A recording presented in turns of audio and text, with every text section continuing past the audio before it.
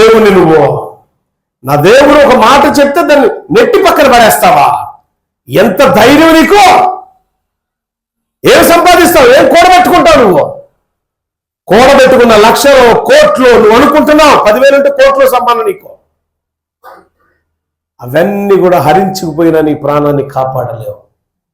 ఈరోజు చెప్పుతున్న ఈ మాటలను బట్టి మార్పు చెందేవా, బతికిపోతావు.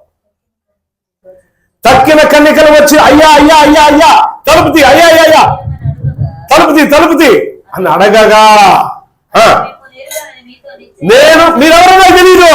నువ్వు నటించావు కదా దేవుని మందిరానికి వచ్చి, సకల జనుల ప్రార్థనా మందిరానికి వచ్చి నువ్వు నటించిన దానివి కదా, నువ్వు నటించినవాడు కదా, అందుకే నువ్వెవరో నాకు తెలీదు.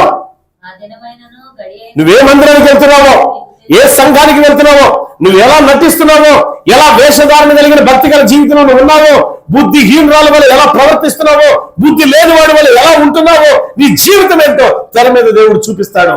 ఆ రాజ్యం